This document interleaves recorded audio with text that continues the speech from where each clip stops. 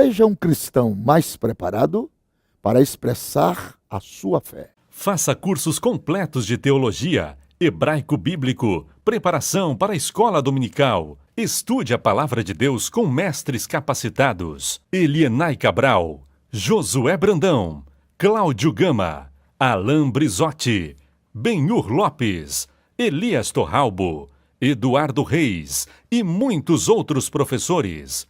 Seja um pregador mais capacitado para pregar o Evangelho. Tenha acesso ilimitado a todos os cursos online por apenas R$ 49,90 mensais. Venha estudar na Academia de Pregadores. A maior escola de teologia online do Brasil.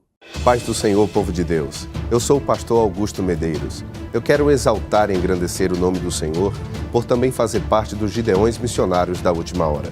E eu quero lhe convidar a assistir a nossa mensagem e a ser nosso amigo na rede social. Augusto Medeiros Gideões. Deus abençoe você.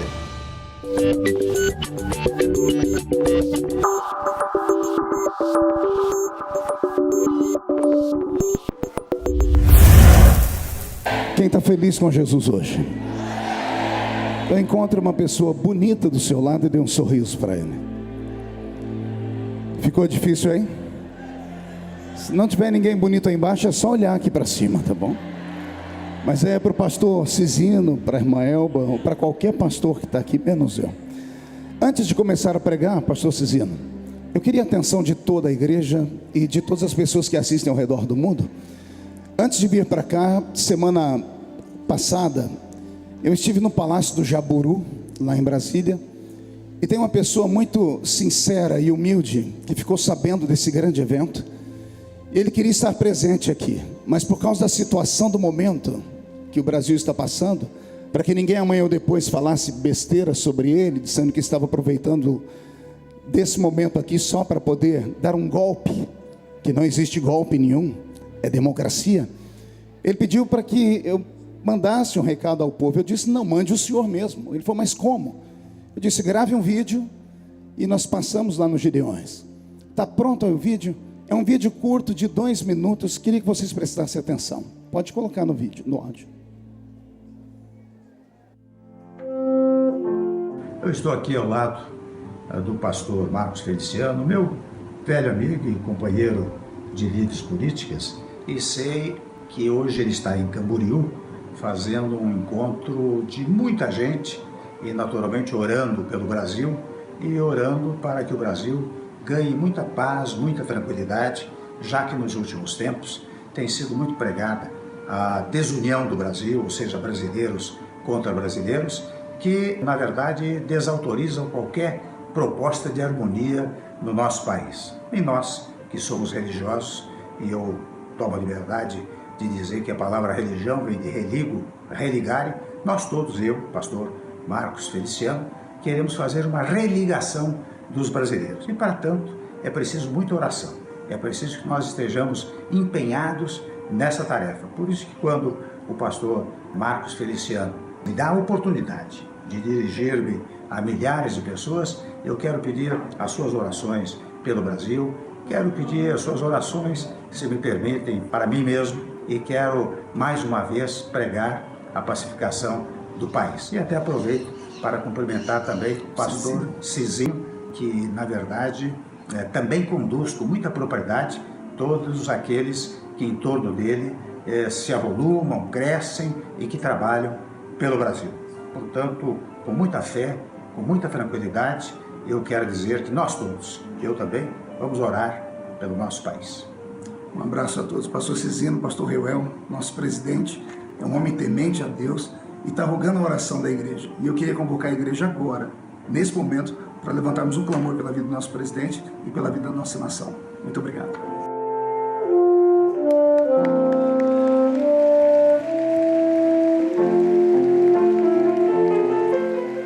Dentro de 15 ou 20 dias, esse homem vai assumir a presidência da República do Brasil. E ele humildemente pediu para que a nação evangélica orasse pela vida dele. Não sei se você ouviu ele dizer ali, nós que somos religiosos. Porque esparramaram um tanto de mentiras sobre o Dr. Michel Temer, inclusive que ele era satanista, Bispo Átila. E ele é um homem temente, é um homem que pede oração, humildemente. Pastor Takayama esteve lá, orou com ele, e eu tenho certeza que Deus vai mudar a nossa história e a história do Brasil. Eu queria que toda a igreja agora levantasse as mãos para o céu, e vamos orar por um Brasil melhor, e vamos orar pela vida do senhor Michel Temer, que pediu oração por toda essa igreja. Vamos orar? Senhor Jesus, nós te agradecemos, nós cremos o seu nome. O Brasil, Senhor, será transformado em uma nação poderosa. Os nossos filhos que estão passando fome nesse momento não passarão mais fome. Mais de 12 milhões de brasileiros estão desempregados nos últimos 2 meses, meu Pai. São mais de 100 mil empresas que faliram. Nossas crianças estão nas escolas e não sabem ler nem escrever. Conseguiram colocar no nosso país um motivo de guerra. Brancos lutam contra negros, religiosos contra ateus, pobres contra ricos, índios contra roceiros. E neste momento nós decretamos que esse espírito que divide o país está sumindo daqui, porque um tempo de unidade, de prosperidade vai cair sobre a nação brasileira. A sua igreja ora aqui no sul do país, e esta oração sobe, ó Pai, pelos quadrantes da nossa nação. Senhor, comece a atingir todos os cantos do nosso país e a modificar o estado de caos que aí está. Nós ordenamos que todos os demônios desapareçam da nossa nação, e profetizamos que o Brasil é do Senhor Jesus. E a igreja que é soberana pode dar um grito de glória a Deus bem forte, bem alto. Amém e amém. Chega de peixe. Quem trouxe Bíblia Sagrada nessa noite? Levante a Bíblia para o céu, para cima, dê uma chacoalhadinha nela assim. Deixa eu ver quem está armado ainda. Dê um grito, diga: estou armado com a espada do Espírito. Abra sua Bíblia comigo, portanto, no livro do Apocalipse. Livro do Apocalipse, no capítulo de número 5. Deus te abençoe. Amém. Saiu o mestre, agora entra o discípulo, né? Apocalipse, capítulo de número 5. Quem encontrou, diga amém. Quem não encontrou, peça socorro. Não achou Apocalipse? O negócio está bravo então. Apocalipse capítulo de número 5 está escrito assim: e vi na mão direita daquele que estava sentado no trono um livro, escrito por dentro e por fora, de todo ele selado com 7 selos. Vi também um anjo forte que proclamava em grande voz: quem é digno de abrir o livro e desatar os seus 7 selos? Ora, nem no céu, nem sobre a terra, nem debaixo da terra, ninguém podia abrir o livro, nem mesmo olhar para ele. E eu chorava muito, porque ninguém foi encontrado digno de abrir o livro, nem mesmo de olhar para ele. Todavia, um dos anciãos me disse: não chores, eis aqui o leão da tribo de Judá, a raiz de Davi, que venceu para abrir o livro e os seus 7 selos. Quem crê neste leão da tribo de Judá, dê mais um grito de glória a Jesus. Coloque a Bíblia em algum canto, na cadeira ou no banco, e pegue na mão da pessoa mais perfumada do seu lado. Aperte a mão dele ou dela com carinho até eles falarem aleluia. Pentecostal que não faz barulho está com defeito de fabricação, não é? Senhor Jesus, mais uma vez nós entramos na sua presença. Minha oração é rápida.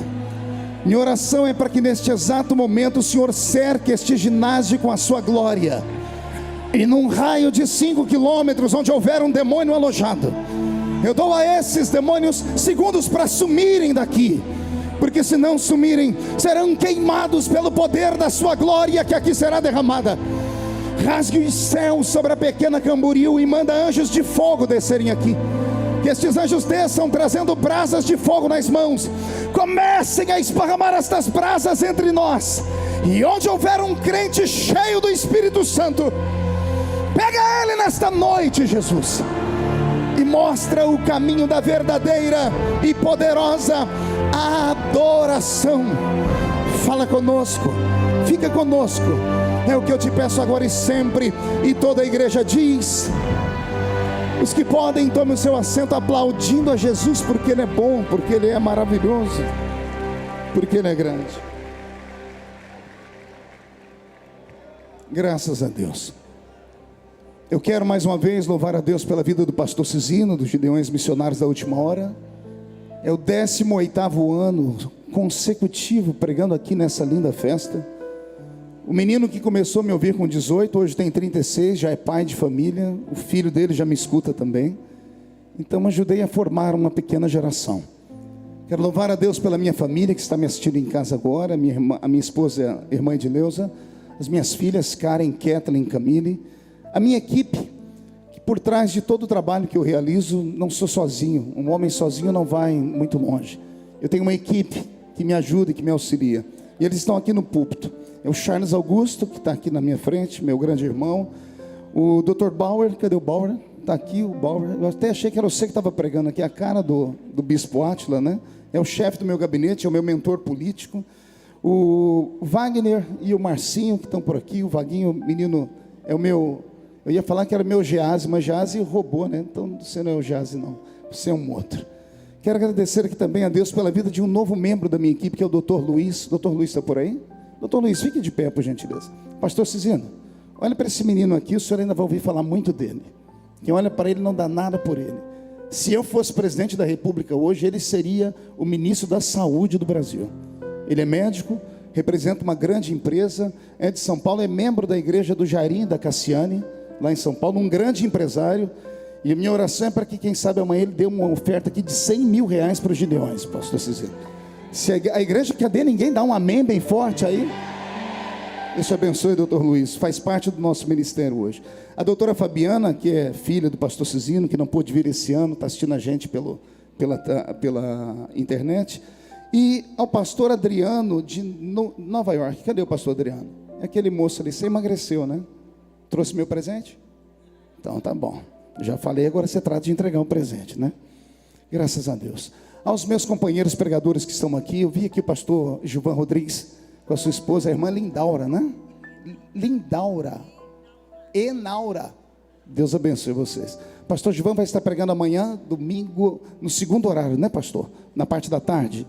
Eu quero estar aqui para lhe ouvir pregar. Deus abençoe o senhor. Pastor Takayama, meu amigo, meu mestre, Deus abençoe. O senhor pregou muito aqui hoje, umas fotos já estão pela internet, o senhor com um olho desse tamanho. Falei, esse é o pastor Takayama. Depois o senhor procura o Moisés Bernardino, que ele soltou umas fotos do senhor na internet, daquele jeito. Tá? Moisés, você está ouvindo aí, né? Agora eu te entreguei. Pastor Abílio Santana, fui ouvi-lo ontem, e que mensagem. Deus te abençoe. Pastor Paulo Marcelo, grande amigo. Esses são amigos particulares que vieram para me ouvir. Eu fiz um pedido a eles. Está aqui também Vanderlei Carceriano. Deus te abençoe. E a todos os demais pregadores que estão aqui. Queridos, a Bíblia Sagrada é o livro mais lindo já escrito. Não há um livro que se compare a esse livro. Outros tentaram fazer livros parecidos como esse, não deram conta. Escreveram best-sellers. Alguns deles se tornaram filmes em Hollywood. Passou a sua temporada, os livros estão apodrecendo nas estantes. A Bíblia Sagrada permanece de pé. Nações inteiras se levantaram contra a Bíblia Sagrada. Governos se levantaram contra a Bíblia Sagrada. O comunismo matou 50 milhões de pessoas ao redor do mundo. Somente no norte da Europa, por exemplo, na Romênia, centenas de igrejas foram dizimadas, pastores tiveram suas unhas arrancadas, suas costas dilaceradas, seus filhos assassinados, como a história que ouvimos hoje aqui de um país bem perto, em Cuba, Fidel Castro. Esses governos comunistas se levantaram contra Deus e contra a Bíblia, queimaram as Bíblias, tiraram as Bíblias do seu país. Esses governos caíram e a Bíblia voltou para o lugar onde elas estavam. Pessoas do mundo inteiro têm fome e sede da palavra, e a Bíblia está aí como fonte inesgotável de alimento e de água para matar a sede daquele que acredita naquele que tudo pode fazer. Por isso, esse livro tem que ser reverenciado e amado. Quando eu vejo homens como o Bispo Átila, que aqui pregou, e os pregadores que eu citei aqui, pregadores em quem eu me espelhei desde a minha infância, como o pastor Gilvan Rodrigues e o pastor Idecaso Takayama. Outros vieram já quase com a minha idade, como o pastor Abílio, o pastor Paulo Marcelo e o pastor Vanderlei Carceriano. Mas todas as vezes que eu vi esses homens pregarem, eu confesso, vocês são motivo do meu amor pela Bíblia. A Bíblia Sagrada, ela mexe com as entranhas daquele que acredita em Deus de verdade. Existem pessoas que não acreditam em Deus. Alguns acham que a Bíblia é apenas um livro filosófico, outros pensam que é apenas um livro de poesias. Para nós que aqui estamos, sabemos que ela é a boca de Deus falando conosco. Quando eu era menino, me disseram que ela fechada era a boca de Deus falando, ou melhor, aberta era a boca de Deus falando, e fechado era apenas um livro comum. O tempo passou, eu tenho 43 anos de idade e posso afirmar, fechada ou aberta, ela impõe a presença de Deus em qualquer ambiente onde ela esteja. Os Estados Unidos da América têm uma cultura até os dias de hoje: ninguém vai a uma corte sem antes fazer um juramento com a mão sobre este livro, porque ele representa algo divino. Podem os homens se levantar, pode o diabo morder a testa dele, querem os homens acreditar ou não, tudo que está escrito neste livro já aconteceu, está acontecendo e ainda vai acontecer. E oxalá que a maior promessa desta palavra se cumpra, quem sabe nesta noite. Dada a palavra de ordem, o mesmo Senhor descerá do céu com alarido e voz de arcanjo. Os que morreram em Cristo ressuscitarão primeiro, e depois nós, os que ficarmos vivos, seremos transformados e arrebatados seremos e estaremos para sempre com o Senhor Jesus nos ares. Se isso acontecer hoje à noite e daqui só 2 crentes subirem, eu tenho certeza que o primeiro sou eu. Quem é o segundo? Deixa eu ver. Então aproveite que a sua empolgação está assim, levante a mão direita para o céu, chacoalhe ela, faça uma tomada disso, cinegrafista. Coloque no ombro de quem está do seu lado com carinho e respeito. Se a pessoa reclamar, diz que é um pedido do pregador. Chacoalhe a pessoa até ela ficar irritada, irrita ela. Isso, chacoalhe, desperta ela. Diga: Deus te trouxe aqui para isso hoje. Diga: Deus te trouxe aqui para sacudir a sua fé nessa noite. O horário já se foi, são 10h40. Eu sei que daqui a pouco vai começar o Corujão na televisão. Se alguém quiser ir para casa, para o hotel assistir o Corujão, fique à vontade. Hoje aqui nós não vamos ver coruja, nós vamos ver aqui a pombinha do Espírito Santo voar sobre esse ginásio. E eu estou com vontade de pregar, então que Deus nos ajude. Robson, mude a música e respire fundo. O livro do Apocalipse é, na Bíblia Sagrada, o mais difícil de ser interpretado. É difícil porque a sua linguagem é uma linguagem alta, revelação profunda. Suas revelações são alegóricas, metafóricas. Suas analogias são difíceis e complicadas de compreender. Talvez seja por isso que há uma escassez da pregação deste livro, pastor Abílio. Até porque a nossa mente, ela tem dificuldade de compreender a linguagem divina, e por isso precisamos ter mestres que nos ensinem a palavra. O livro do Apocalipse, diferente do que muitos pensam, não é apenas o livro do futuro, das coisas que vão acontecer. Ele é um resumo do passado, do presente e do futuro. Quando o Senhor Jesus chamou o escritor desse livro, e talvez temendo que ele cometesse o mesmo erro de um outro que foi ao céu, e vale a pena dizer isso aqui, Jesus no Novo Testamento levou 2 homens ao céu, e deu a eles a oportunidade igual de ver o céu e trazer o contato para que a igreja pudesse conhecer. O primeiro que foi, olhou o céu, achou muito lindo, interessante, só que a mente dele era uma mente analítica, porque ele era um doutor da lei, e não era um doutor da lei religiosa, ele era um advogado. Já foi citado aqui o seu nome, Saul de Tarshite, Saulo de Tarso, Paulo. E quando Paulo marcou um culto na igreja e foi contar o que ele viu no céu, eu não sei se foi a reação da igreja, deixou ele amedrontado. Porque quando ele foi falar do que ele viu no céu, o povo se empolgou e ele começou dizendo assim: eu conheço um homem, que se no corpo não sei, se fora dele também não sei, foi até o 3º céu e ouviu coisas inefáveis. Quando ele disse isso, os crentes se agarraram nos bancos, na cadeira, esticaram a cabeça, os olhos esbugalharam, e ele ficou com medo, porque ele era pastor. Pastor geralmente pensa para falar, diferente do evangelista, que fala sem pensar. Por isso que todo mundo fecha a porta para o evangelista.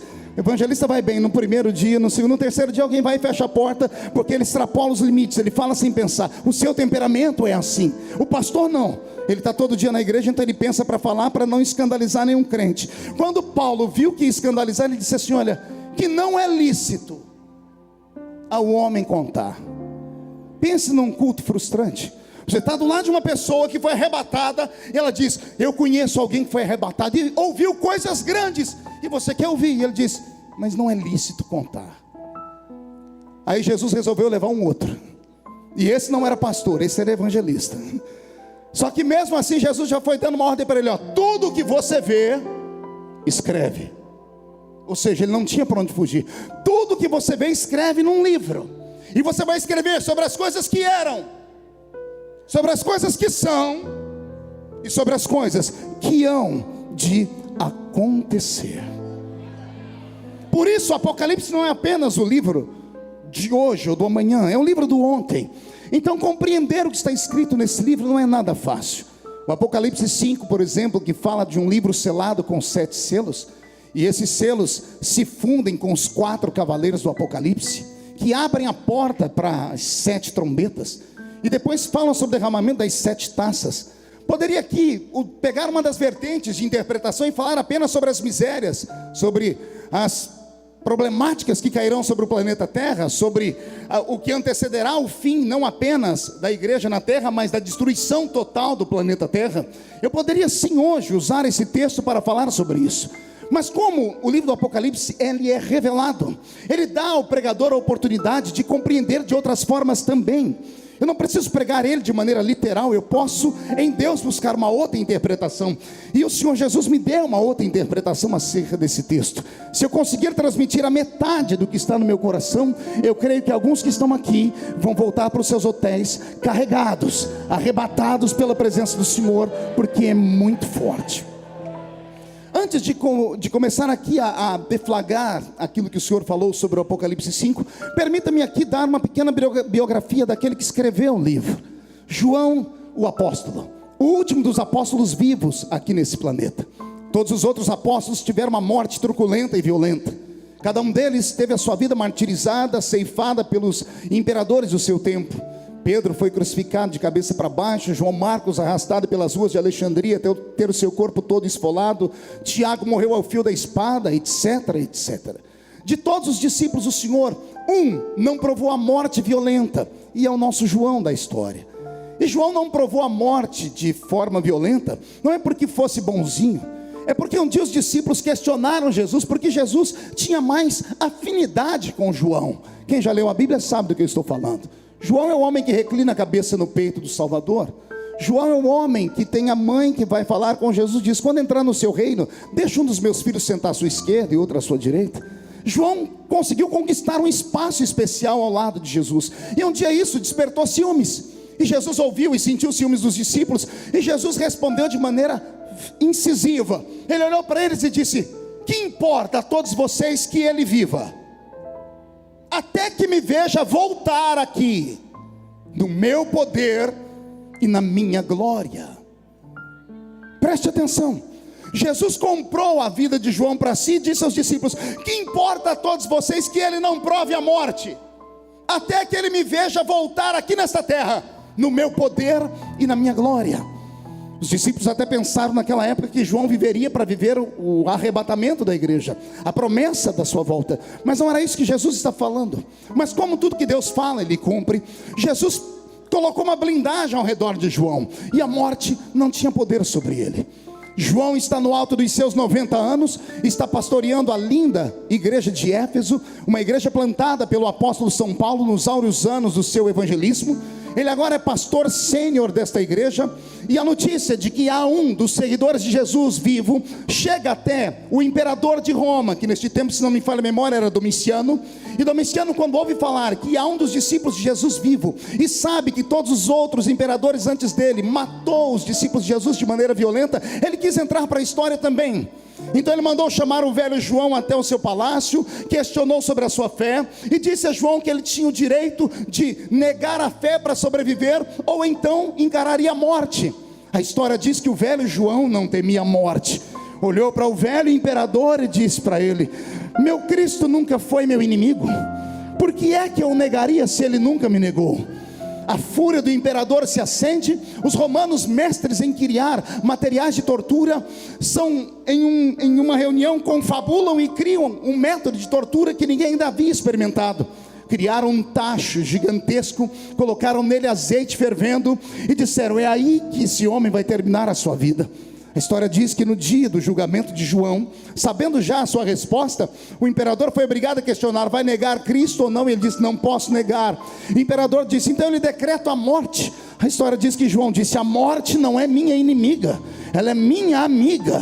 é a minha carruagem que me levará à presença do meu amigo celeste. Há um outro escritor muito desaforado que diz que o velho João disse: se eu fosse jovem, correria e me jogaria dentro daquele tacho de azeite fervendo. Como sou velho, peço aos seus soldados que me ajudem e me coloquem dentro daquele tacho, porque eu quero me encontrar com o meu Salvador. Jogaram o velho João dentro de um tacho de azeite fervendo. E ora, a reação de todos foi a mesma que eu teria. Todos estão de pé e todos esperam um grito do velho João dentro do tacho de azeite fervendo, mas não há grito nenhum, pastor Cisino. Assim como uma mulher quando joga um bife em uma panela que tem um azeite fervendo, sobe aquela fumaça branca. Assim como uma mulher quando joga o arroz na panela, quando está bem quente, junto com a cebola e com o alho, sobe aquela fumaça branca. A temperatura do corpo de João, diferente da temperatura que estava dentro do tacho. Quando o corpo dele se encontra com o azeite, sobra uma cortina de fumaça branca. Não houve grito, as pessoas pensaram que ele morreu instantaneamente. Mas quando a fumaça desaparece, lá está o velho João, sentado dentro da banheira, tomando um banho de hidratação de pele. A primeira sessão de hidratação de pele da história foi com o velho João. O imperador de pé grita: por que é que o azeite não te mata? Quem diz é um dos historiadores que o velho João disse: é porque o azeite que está dentro de mim é mais quente do que o azeite que está por fora. O que eu trago agora é uma revelação, e os meus amigos que gostam de história vão gostar disso. Estudei um pouco sobre o temperamento grego e a filosofia grega por causa da política. E por causa da política aprendi o que eu vou falar aqui agora. Os gregos, eles tinham uma cultura só deles, embora fossem mestres da inteligência, porque toda a ciência foi criada por eles. A filosofia deles, Atenas era a capital intelectual do mundo antigo, estava na Grécia. Todos eles viviam sobre a égide da filosofia de Sócrates, Aristóteles e Platão. Todas as pessoas que queriam conhecer um pouco de raciocínio humano iam até a Grécia. Os gregos deram ao mundo a sua filosofia. A filosofia é uma das bases da construção do Ocidente, da nossa terra, do nosso país. O Brasil, por exemplo, tem o seu fundamento em um tripé: o direito romano, a filosofia dos gregos e moral judaico-cristão. E mesmo sendo judeus tão inteligentes e capazes, havia dentro deles um senão, um defeito. Pergunte qual? Eram místicos. Pastor, por que defeito? Porque ciência e misticismo não casam, não combinam. Um médico não acredita nem em Deus, salvo conduto se ele for um temente e aprendeu desde criança. Fora isso, ele se transforma em a sua mente analítica, só acredita naquilo que pode ser comprovado através da química, da física ou da matemática. Então, para os gregos que são cientistas, vem a seguinte pergunta: como podem os homens mais inteligentes do mundo serem tão místicos? E a mística deles era tão plena que eles acreditavam em um céu, pastor Cisino, mas não no nosso, não no terceiro. Para eles o céu do mundo estava na Grécia, ficava no alto de um monte chamado Olimpo. E do alto do monte Olimpo, o grande entre eles, conhecidos como o maior de todos os deuses, chamado Zeus, imperava sobre o planeta daquele tempo. Zeus tinha 2 irmãos, um dele governava o inferno, seu nome é Hades, e o outro governava os mares, que era Poseidon. Então esse triunvirato para os gregos eram os mestres deuses. Só que os deuses gregos tinham uma fraqueza. Pergunte qual? Só falo se todo mundo perguntar. Mulheres humanas.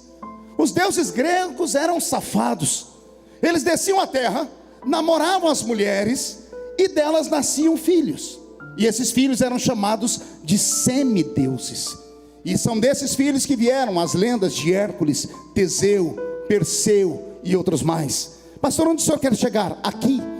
Como o mundo agora está sobre o domínio romano, mais sobre a cultura grega, quando viram que o velho João, lançado em um tacho de azeite fervendo, não morreu, todos os que estavam ali se levantaram, olharam uns para os outros e disseram: não é um homem, é um semideus. Se é um semideus, não podemos matá-lo. E os gregos tinham uma mística tão grande que eles criaram uma ilha. Criaram o quê? E ao redor dessa ilha havia encantamentos. E o encantamento protegia a ilha dos homens do mundo. E era nesta ilha que eles lançavam os homens que rompiam e venciam a morte. Naquele mundo antigo, pastor Paulo Marcelo já sabia de homens que eram sobre-humanos na sua composição física. Nada havia de divino dentro deles, não havia nada de divino. Quem já teve a curiosidade de assistir os Super-Humanos de Stan Lee na televisão sabe do que eu estou falando. São homens e mulheres que tinham capacidade acima da média. Há indícios naquela época que haviam homens que foram afogados em tachos e conseguiram sobreviver por 10 minutos sem respirar debaixo d'água. Isso é anormal. Então quando viam um homem respirar ou ficar sem respirar por 10 minutos, diziam: não é um homem, é um filho de Zeus com alguma mortal, então ninguém pode tocá-lo. Essas pessoas amaldiçoadas, segundo eles, não podiam ficar entre os homens, então eram pegados e jogados em uma ilha grega chamada Ilha de Patmos, a ilha das bestas feras, ou a ilha rochosa. Naquela época há indícios de pessoas que foram enforcadas e ficaram por 30 minutos enforcadas, saltaram de cima de cavalos e os seus pescoços não quebraram e não morriam. Então diziam: esses condenados não são homens, são filhos dos deuses. E jogavam eles na ilha de Patmos. É por isso que o velho João é jogado na ilha de Patmos, porque achavam que ele era um semideus, achavam que ele era um homem anormal. A história diz que quando os romanos chegavam próximo à ilha, não chegavam a parar na areia da praia, paravam uns 10 metros longe, porque eles tinham medo de entrar naquele lugar rompido e amaldiçoado. Então jogavam o preso dali mesmo. João é jogado a uns 10 metros antes de chegar na praia, e ele que se virasse com as mãos amarradas e os pés amarrados, que sobrevivesse e fosse até a praia. É nessa situação que João está. Os romanos não pisavam naquela ilha. Eles diziam que o que prendiam esses semideuses lá era um encantamento. É claro que é puro misticismo que eu estou falando aqui, trazendo para vocês a cultura. E é nesta ilha que o velho João está, com 90 anos de idade. Ele chega até a praia, desamarra suas mãos, os seus pés, ele olha para a esquerda, olha para a direita, sabe que a ilha termina em um anel, não há saída para a esquerda nem para a direita. Ele olha para frente, sabe que vai enfrentar homens malditos, homens ruins, homens que a sociedade temiam. Ele olha para trás e atrás dele tem o mar fechado.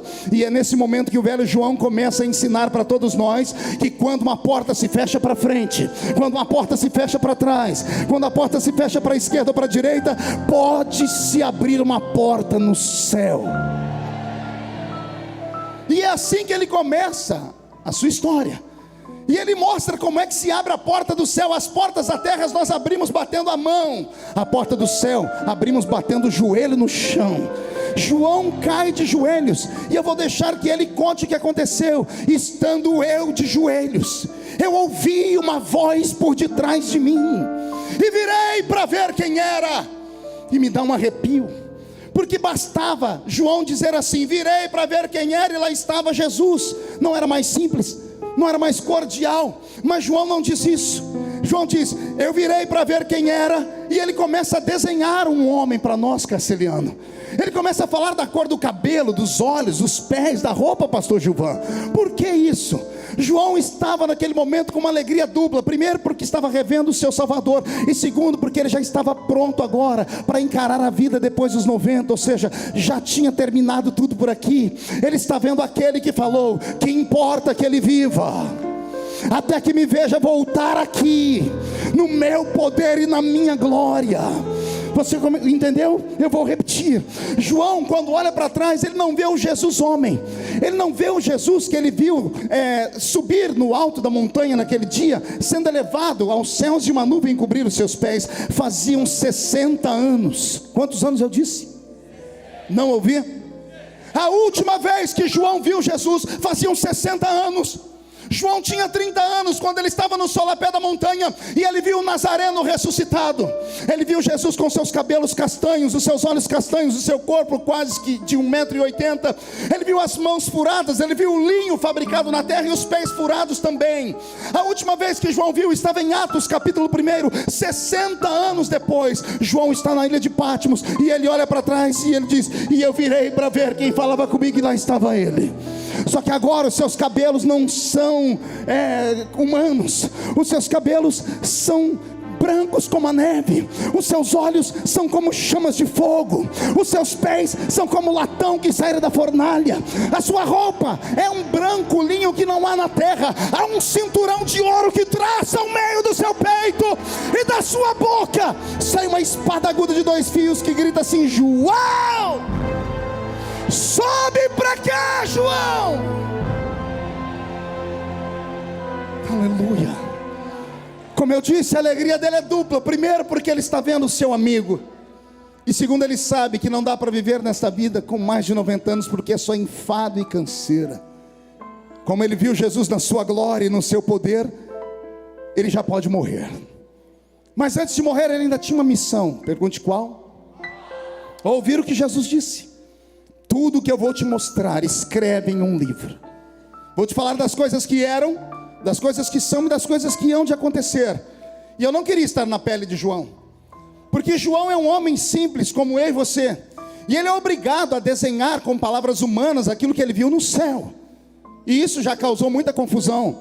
Quando vamos para a escola de teologia, os professores gostam de tirar sarro na cara da gente, principalmente os professores de hermenêutica. A gente chega na interpretação do Apocalipse, ele diz: quem acredita que no céu tem rosto de ouro? É a gente, criado na roça, crescido nos gideões missionários, que eu creio. Aí ele vem e diz assim: mas não tem ouro no céu. Aí acaba com a alegria da gente. E a gente pergunta: por que não tem ouro no céu? E eles começam a explicar: porque o céu é um reino invisível, imarcessível. É um reino que não pode ser tocado nem tateado. Foi criado antes da terra. No princípio criou Deus os céus, depois criou a terra. O ouro é o metal da terra. Ele pode ser queimado, destruído. Moisés pegou o bezerro de ouro, derreteu, fez pó e deu para o Israel beber. O ouro pode ser destruído. E aí o professor de teologia vem e anima o nosso coração. Ele começa a dizer assim: calma, o que João viu não se compara ao que ele falou. Ele diz que tem ouro no céu, mas não tem ouro. O que tem lá é maior do que o ouro, é melhor do que o ouro, porque o ouro pode ser destruído e o céu não pode ser destruído. E aí o coração da gente se anima. Eu não queria estar na pele dele quando ele vai contar sobre como a Nova Jerusalém é cercada. Ele diz que a Nova Jerusalém tem uma muralha cercada por pedras preciosas de 12 tipos. E ele começa a falar, pastor Takayama, ele começa a dizer que lá tem o berílio, o carbúnculo, o topázio, a esmeralda, o diamante.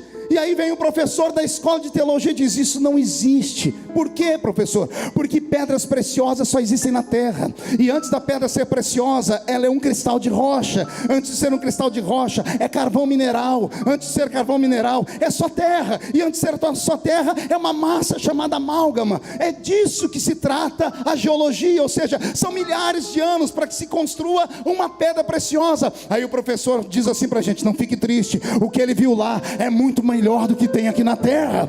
Brilha verde como a esmeralda, mas é um verde muito melhor. Brilha como o ouro, mas é muito melhor do que o ouro. Quem está compreendendo a linguagem do Apocalipse? Acotovele o seu irmão, diga: creia, porque é para lá que você vai. É esse João que é convidado a dar um passeio dentro do céu. E o que eu passo a falar agora, peço que prestem bastante atenção, porque a explicação só virá no final da mensagem, daqui umas 3h30 pelo menos. João, quando é convidado a entrar dentro do céu, ao colocar os pés naquilo que eu chamo de regiões celestiais, diga comigo: regiões celestiais. Quando lemos a Bíblia falar que nas regiões celestiais habitam espíritos, pensamos que são as regiões da terra. As regiões da terra não são regiões espirituais, são regiões humanas, são regiões naturais, são regiões físicas. A região celestial que a Bíblia fala e a Bíblia Sagrada nos diz, é o lugar onde está estabelecido o terceiro céu. O Senhor Deus colocou uma muralha ao redor do seu tabernáculo. E repito, havia somente um tabernáculo. Não haviam diversas ou dezenas de construções no início do Apocalipse. Quando João foi convidado a entrar lá dentro, pastor Abílio Santana, pelo que eu entendo da minha leitura e do meu estudo aprofundado, foram 50 horas de estudo para compor essa mensagem. João, quando colocou os pés no chão do céu, só havia vazio e mais nada. Ele avistou ao longe a única construção que havia lá dentro, que era um tabernáculo. Repita comigo: tabernáculo. O senhor é louco, pastor? Não, é só ler a Bíblia. Hebreus capítulo 9. Assim como há um tabernáculo terrestre, reflexo do tabernáculo celeste, o que nós temos hoje em forma de igreja nada mais é do que um espelho daquilo que existe lá em cima no céu. Quando João colocou os pés naquela pairagem, não havia nada a não ser o tabernáculo divino. Não havia construções, não havia casas, não havia edifícios, não havia praça, não havia árvore, não havia nada. Só havia o tabernáculo construído. Eu disse que a explicação disso vem no final da mensagem. Então, antes de falar que eu estou pregando heresia, preste atenção. João é convidado a atravessar toda aquela região celestial, e ele sobe pelo alpendre do tabernáculo. Ao passar pelo que nós chamamos de átrio, onde estão os santos anjos que recepcionam, ele entra pelo lugar santo.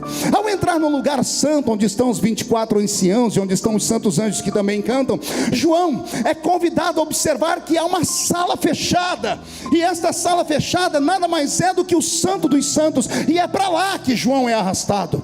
É lá que João entra. Quando ele entra dentro dos santos, não há construção, não há móveis, só existe um trono, e sentado nesse trono está aquele que está aqui nesta noite. Não, você não pegou, vou falar. Sentado naquele trono está aquele que está de pé aqui entre nós esta noite. Ele está sentado no seu trono. Sob o seu joelho, ou sob a sua coxa esquerda ou direita, ele tem um livro na mão. O livro está fechado por dentro e por fora. João não está ali em corpo presente, ele está ali em espírito.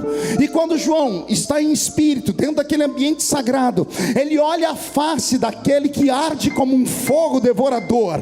Ele olha um outro ser de branco que entra bradando e gritando lá dentro assim: ninguém na terra, nem debaixo dela, nem em cima dela, foi encontrado digno de olhar para o livro, nem de abrir o livro e nem de ler o que está nele escrito. Quando João ouve esse ser gritando essas palavras, e eu repito que o ser disse: ninguém pode olhar, ninguém pode abrir e ninguém pode ler o que está escrito nesse livro, acontece uma coisa que nunca antes aconteceu no céu, doutor Luiz, e nunca mais vai acontecer. Alguém chora dentro do céu. Vou repetir, nunca antes ninguém chorou no céu, pastor Cizino, e depois disso ninguém nunca mais voltou a chorar no céu, porque são essas lágrimas que vão fazer um efeito na nossa história aqui. Quando aquele que está sentado no trono olhou para aquele que está caído no chão, ajoelhado em prantos, e não é um choro como aquele que você faz em casa comedido, é um clamor. Chorava muito, chorava de se sacudir, de se sacolejar, a alma dele é tomada por uma convulsão de emoções. Ele chora tanto, mas tanto, que de repente, como que num passe de mágica, uma outra porta se abre e entra um outro anjo que vem até ele e diz assim: João, não chores, não chores, João. E eu imagino João dizendo: não chorar? Como? Você mora aqui, eu sei o que está escrito naquele livro ali, daqui a pouco eu vou te contar, e eu sei o que está escrito lá. Como eu sei o que está escrito lá, se o livro não for aberto, eu vou ficar triste para o resto da vida. Eu choro sim. E o homem insiste: João, não chores. E João dizendo: mas aquele homem ali, aquele anjo disse que ninguém pode abrir o livro, nem olhar para ele, nem desatar os selos dele. E esse homem diz: João, calma, já encontramos a solução. Como assim? Olha quem vai entrar naquela porta ali, João. E quando João olha, João pergunta: quem é ele? E o anjo diz: é ele, João. Eis ali o leão da tribo de Judá, a raiz de Davi, que venceu para abrir o livro e desatar os seus 7 selos.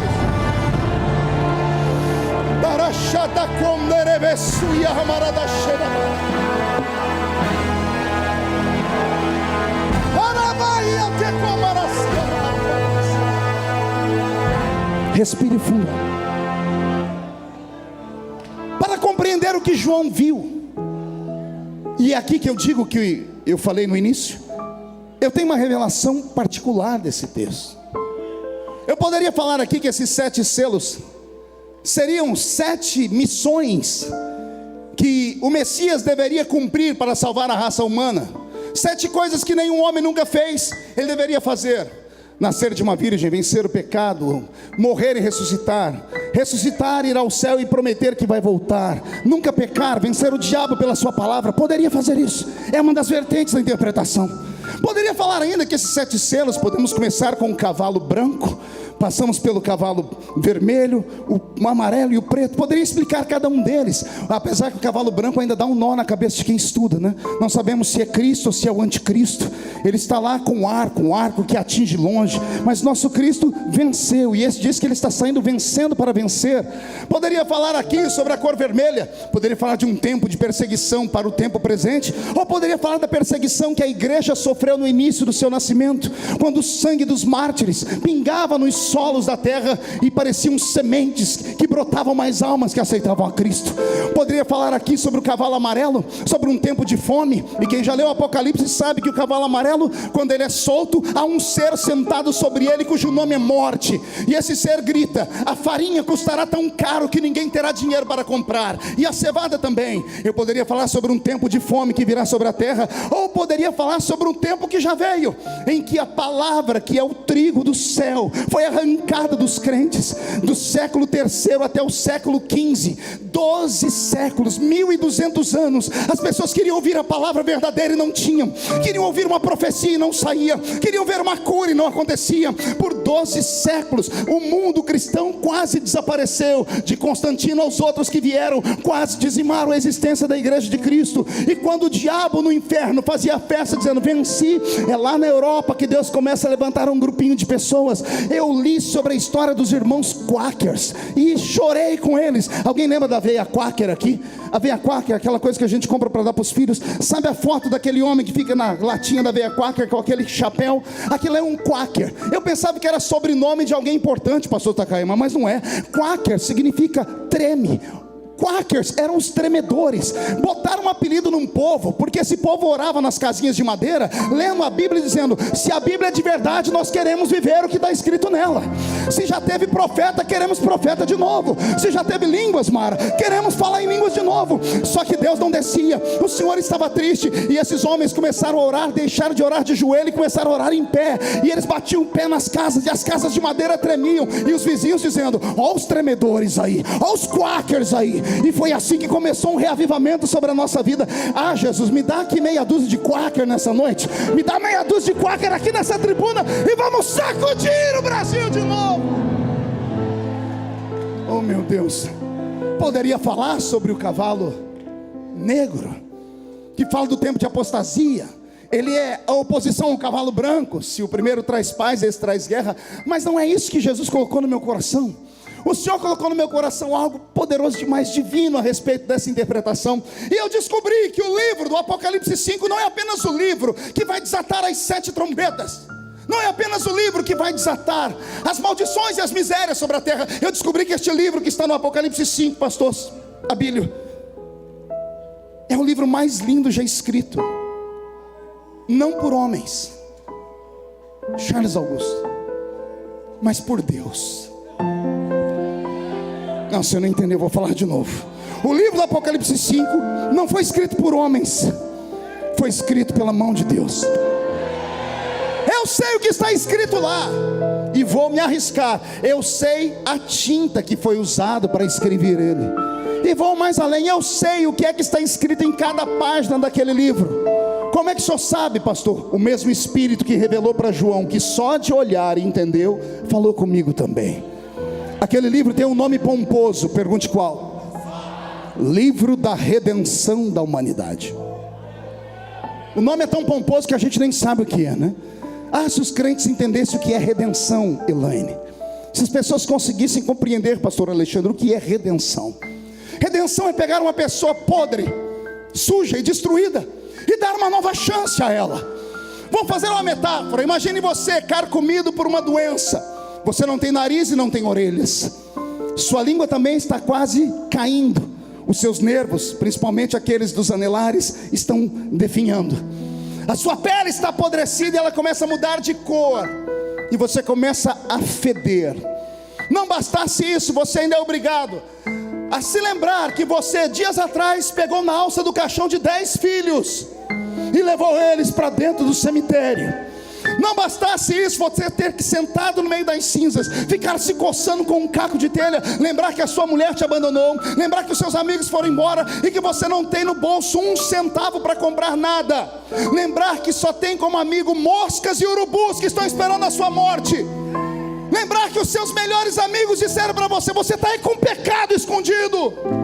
E quando não tem mais nada para fazer, você olha para o céu, não tem amigos por perto, você se levanta com a perna tremendo, com as memórias dos filhos mortos, da esposa que foi embora, com um caquinho de telha tremendo, e levanta ele para o céu e grita: hoje eu estou assim, mas eu sei que o meu Redentor vive.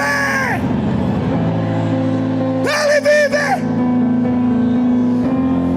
E o que é redenção? Não, pastor, está pronto para ouvir? Redenção é você com um caquinho de telha para cima. Quando você abre os olhos, a pele podre começa a ficar nova, o fedor desaparece, o nariz começa a crescer de novo, as cartilagens destruídas pela lepra começam a se fazer. Você começa a andar como que num passe de mágica. A casa que estava destruída, você olha, agora tem uma outra maior do que aquela. Os amigos que foram embora voltam em dobro, a sua riqueza volta em dobro, os seus filhos nascem. Dedo de profeta para cima comigo. Aponte o dedo no nariz do seu irmão, diga: isso é redenção. Não, grita, diga: isso é redenção. É devolver a esperança, é devolver a alegria, é devolver o que foi roubado. Este é o livro da redenção da humanidade.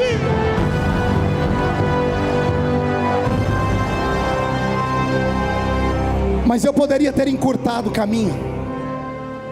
Pode sentar. Eu poderia, pastor Takayama, ao invés de ter falado o livro da redenção da humanidade, poderia ter falado o apelido, pastor Marcelo, que está no Apocalipse. E o apelido é lindo, porque todo mundo conhece ele. Quer ver? O livro da redenção da humanidade tem um apelido, pergunte qual? Livro da vida. Vou repetir, o livro da redenção da humanidade é o livro da vida. E o que é que está escrito lá, pastor? O seu nome. O nome de todos os que morreram antes de nós e aceitaram Jesus como Salvador. Agora é para arrancar tatu da toca e sabiá do toco. O nome de todos aqueles que ainda não foram salvos, mas tem a sua oração guardada no céu. Crê no Senhor Jesus e será salvo tu e a tua casa. É esse o livro que está no colo de Deus. Pastor Marco, se é o livro da vida, e eu fiquei feliz, por que é que João chorava?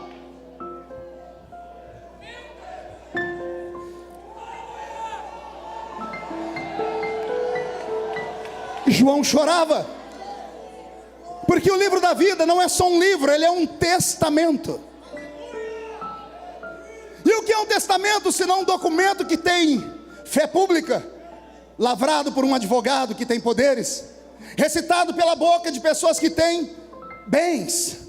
E as pessoas que têm bens, antes de morrerem, chamam o advogado e dizem assim: coloque aí no testamento, a minha herança vai ficar para fulano de tal, a minha casa para minha esposa, a fazenda para as minhas filhas. E assim é feito um testamento. O testamento é guardado a 7 chaves em um cofre, e ele só tem validade quando aquele que atestou morre.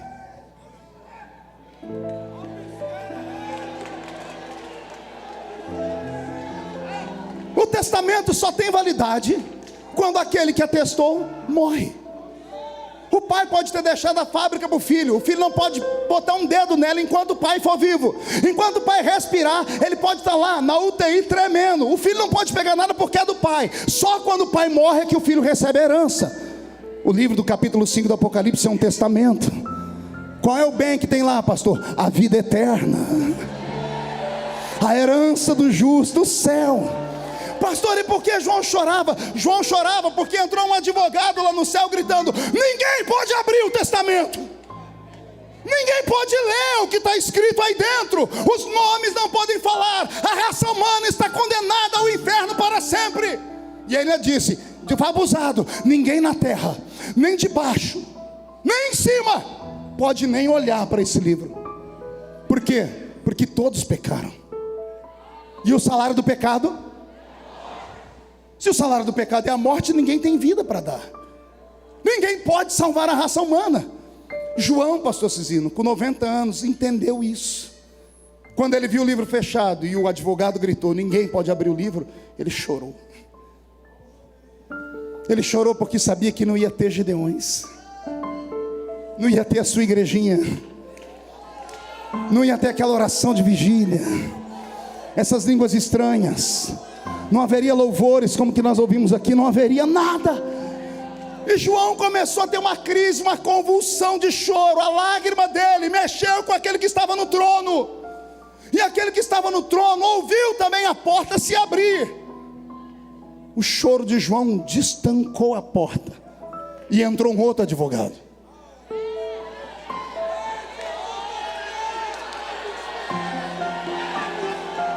entrou outro, pastor Cizino. Um gritou: ninguém pode abrir o testamento. O outro gritou assim: pode sim, já encontramos um.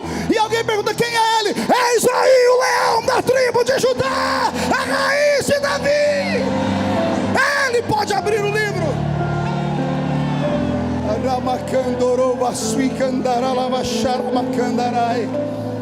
Amém até aqui? Respire fundo. Eu descobri que o livro do Apocalipse capítulo 5, pastor Gilvan, já havia sido escrito no Velho Testamento, em um outro livro, em uma outra linguagem. Capítulo 6 do livro do profeta Isaías. Tema de missões. Quantas vezes pregamos nesse púlpito aqui? E agora quem enviarei? E quem há de ir por nós? Ao que respondi eu: eis-me aqui, envia-me. Quantas vezes ministrei sobre esse tema em congressos missionários, e o Senhor Jesus fez uma obra linda, porque Ele respeita a nossa interpretação. Mas a interpretação certa do capítulo 6 nada mais é do que a visão do Apocalipse 5. É a mesma visão. Pastor, como assim? Não tente entender a mente de Deus. Deus não é um ser limitado pelo tempo. Na mente de Deus, passado, presente e futuro se misturam. Você não consegue entender o tamanho do seu Deus. Deus está olhando para você agora dentro desse ginásio. Ele não enxerga uma multidão, Ele enxerga só você. Só que Ele está vendo você agora nascer da barriga da sua mãe, e Ele está vendo você ser sepultado ou arrebatado. Entendeu isso ou não? Vou tentar falar de novo. Na mente de Deus, passado, presente e futuro se misturam. Para Deus o tempo presente nosso é passado, o tempo futuro nosso para Ele é passado. Quando a Bíblia vai ser escrita, ela fala que o Cordeiro foi morto antes da fundação do mundo. Tente interpretar isso. A linguagem de Deus é difícil. Deus é um ser que se mistura. A mente dele, passado, presente e futuro se misturam, porque esses tempos só existem em nós, nele não existe. Deus é Senhor do tempo. Deus é um ser tão grande, tão magnífico, que a Bíblia Sagrada diz que quando Ele quer olhar os céus, quando Ele quer olhar os céus, Ele se inclina. Não entendeu? Vou desenhar. Quando Deus quer olhar os céus, Ele se inclina. Está escrito aqui.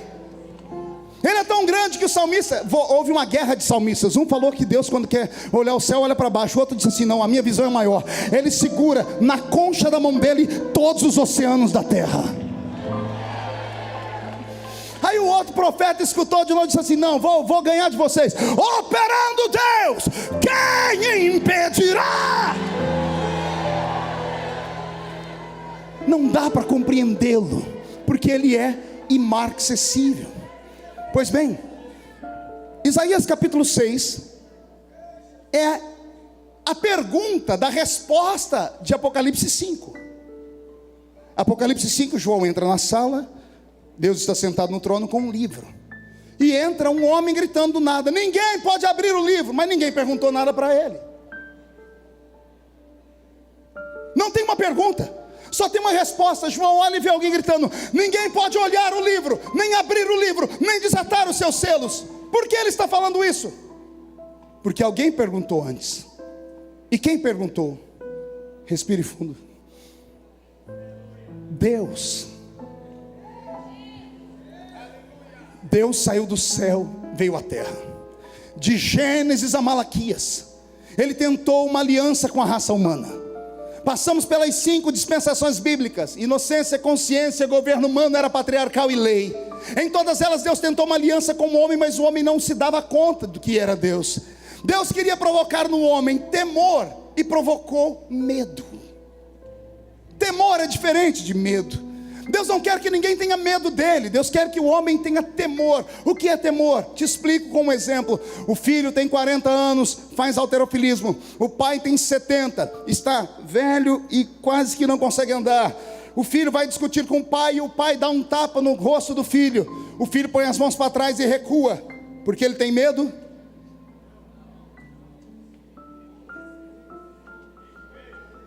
O que é que o filho tem? Respeito.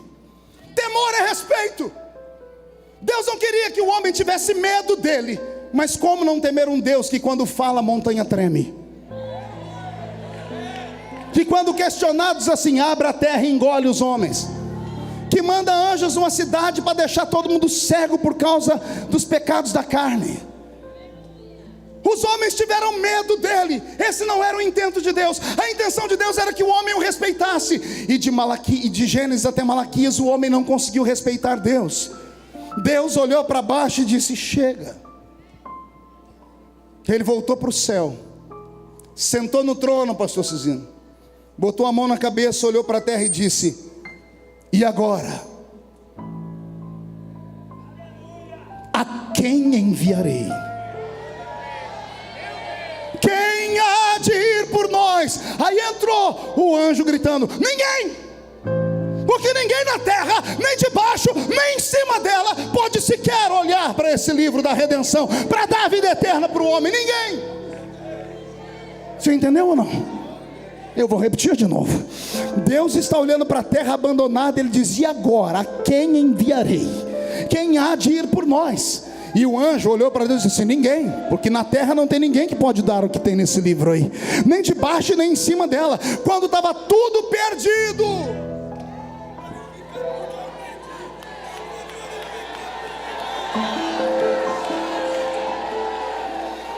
o anjo gritou e falou bonito: ninguém na terra, nem debaixo nem em cima. Como não tem ninguém na terra, no céu se levanta à direita de Deus Pai um ancião de dias, de cabelos brancos como a lã branca, seus olhos são como duas brasas de fogo, seus pés reluzem como latão que saíram da fornalha, o seu corpo é coberto com linho puro, e um cinturão de ouro traça o meio do seu peito. Ele tem nome: Leão da tribo de Judá.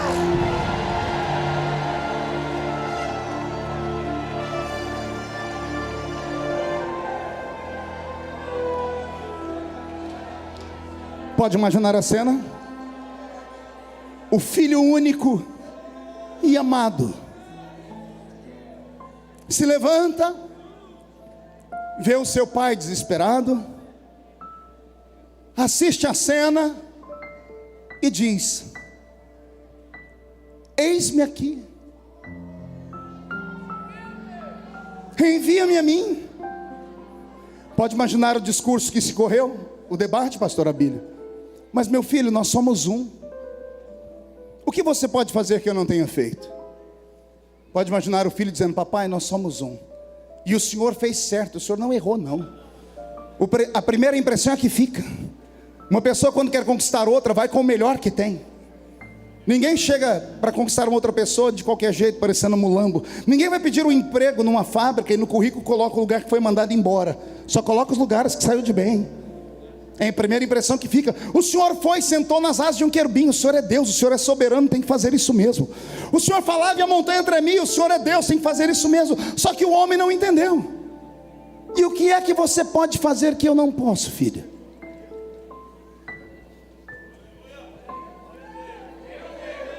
Eu posso tentar entender o homem. Como é que é, meu filho? Sim, pai. Pai, com todo respeito, o senhor criou uma raça que é incontrolável. A raça humana é uma raça indomável. A raça humana não é normal. Antes de fazer o homem, Deus fez os anjos. Quando deu defeito nos anjos, quando Deus quis curar os anjos, Ele consertou de uma vez. Os anjos pareciam que foram clonados. Todo mundo que vê anjo no mundo inteiro vê a mesma coisa: branco, louro, de asa comprida, é tudo igual. Quando deu problema com um e caiu a terça parte, o que sobrou, Deus foi lá e consertou a repimboca da parafuseta de todos. Deus não corre risco de ter um novo ataque no céu. Ou corre? Por que não? Porque no princípio os anjos tinham livre-arbítrio. Deus foi lá e arrancou o livre-arbítrio deles. Com todo respeito aos irmãos anjos que estão aqui, espero que nenhum deles pegue uma espada e ponha no meu pescoço. Os anjos não são como nós. Eles são desprovidos de sentimentos. Anjo não chora, Mara. Anjo não sorri, pastor Alexandre. Ele só faz aquilo que ele nasceu para fazer. Serafim só sabe fazer isso, ó. Santo, santo, santo, santo, santo, santo, santo, santo, santo. Querubim, ele não pode olhar o trono de Deus, que ele já ajoelha e põe a mão aqui para segurar o trono dele aqui. Eles foram criados para aquilo e não sabem fazer nada que não seja aquilo. Deus os santificou na eternidade, por isso hoje ele não corre nenhum risco. E eu imagino Jesus falando: Pai, os anjos nós conseguimos consertar de uma vez. Aí o Senhor, arrependido de ter feito os anjos porque viu o erro deles, tentou criar uma nova criatura. Aí o Senhor foi criar os animais irracionais. Aí o Senhor falou: não vou cair no mesmo erro. O que eu dei para os anjos, não dou para os animais irracionais. Deus deu o que aos anjos? Espírito.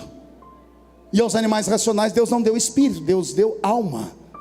Alma vivente. O que é alma senão palco das emoções? A alma, através dos 5 sentidos humanos, faz o ser humano ou qualquer ser entender o mundo físico que existe ao seu redor. Cheiro, audição, visão, paladar, toque. Anjo é um ser translúcido.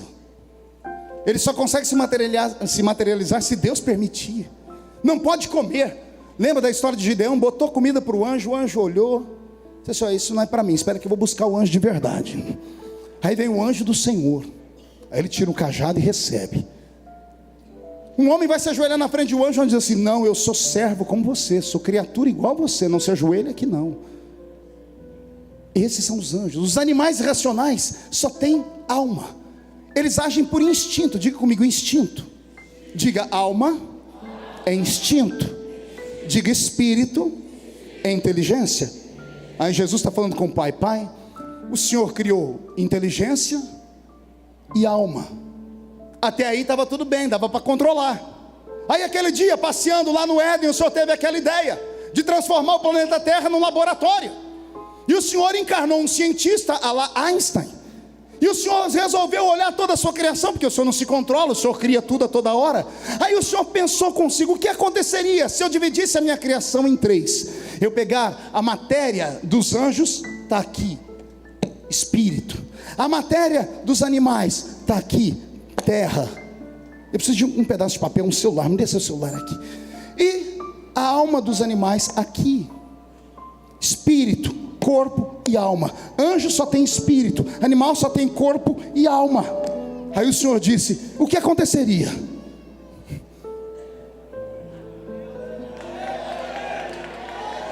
E se eu juntasse o corpo, a alma e desse um espírito para ele? Não entendeu? Vou desenhar de outra forma. O que aconteceria se eu pegasse o céu e a terra e misturasse céu e terra? Resultado: nasceu você. Nasceu você. Não, você não entendeu ainda, eu vou repetir de novo até você entender. Eu não estou pregando para o filho da Dona Maria, da esquina do São João, que tem chulé no pé e ceborréia no cabelo, não. Eu estou pregando para homens e mulheres que carregam dentro dele o céu e a terra. O céu e a terra.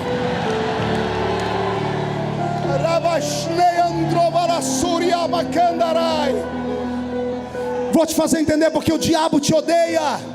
O diabo te odeia porque você é melhor do que ele. O diabo odeia a raça humana porque a raça humana é muito mais poderosa do que ele. O diabo te odeia porque ele tem ciúmes e inveja de você. O diabo te odeia porque o que Deus te deu não deu para ele. Alguém aqui já viu encruzilhada? Quem já viu encruzilhada? O que tem na encruzilhada quando o negócio é bravo? Desenha a macumba para mim, pastor Abílio. Bode, farofa de azeite, dendê, vela preta, pano preto, pano vermelho, pinga, goró, cachaça.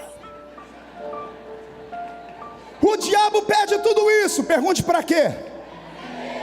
Para sentar, ficar olhando com os olhos, lambendo com a testa. Ele não consegue pegar um grão de farinha. Ele não consegue experimentar um pedaço da carne de bode. Ele não sabe o cheiro da cachaça. Ele sabe que os homens gostam, mas ele não sente nada. O diabo te odeia porque você é melhor do que ele. Levanta essa mão direita para o céu, bate no peito e diga: sou melhor do que ele. Olhe para o seu irmão, se você não acredita, diga: o problema é seu. Diga: eu sou imagem e semelhança daquele que fez os céus e a terra, e só quem é semelhança de Deus, tire o pé do chão para adorar.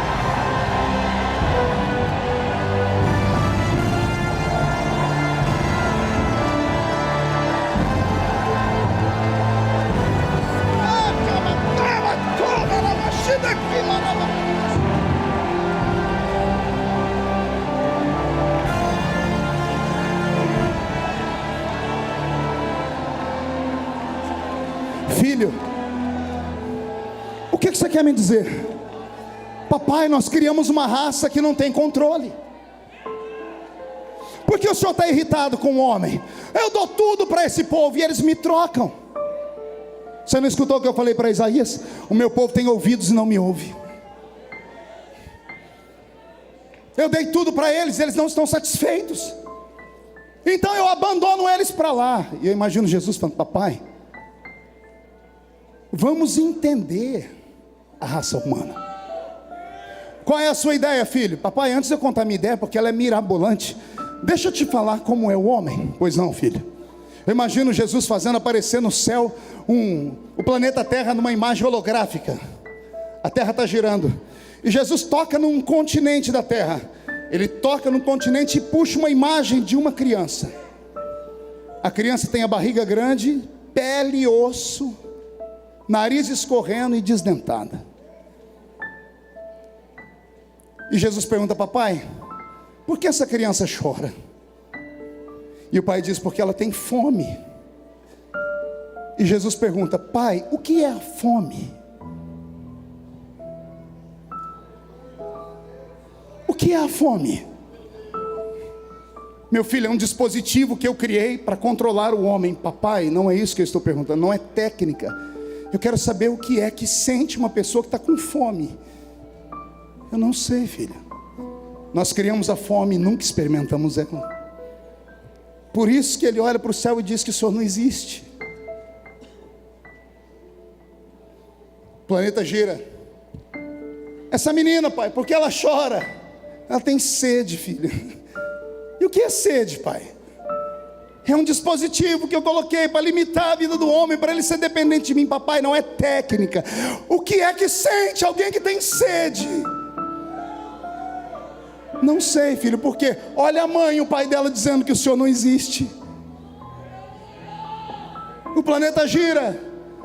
Pai, por que aquele homem chora no leito? Porque ele foi traído, filho. Traído pela esposa. Pai, que dor é essa? A traição é um limite. Papai, não quero técnica, eu quero saber o que é que ele está sentindo. Porque ele está pedindo a morte. Ele não quer levantar mais da cama. Para ele a vida acabou, porque ele está envergonhado. O planeta gira. Pai, essa mulher por que chora? Ela chora porque o filho morreu. Que dor é essa, meu pai? A morte, filho, é um dispositivo. Pai, não quero saber técnica. O que é? O que sente alguém que perde um ente querido que morre? Porque quando meu filho morreu, eu deixei de acreditar em Deus por 2 dias. Só quem enterra um filho sabe que dor é essa. Ainda mais quando a gente é crente, a gente olha para o céu e diz: cadê o anjo? O anjo que acampa ao redor. O filho do ímpio está correndo na rua e o seu filho está dentro de um caixão. Que dor é essa? E Jesus diz: pai, nós criamos coisas para o homem que nós nunca sentimos. Nós nunca vamos entender o homem. E qual é a sua ideia, filho? A minha ideia é ir lá também. Só que o Senhor veio por cima, nas asas de um querubim. Eu quero ir por baixo.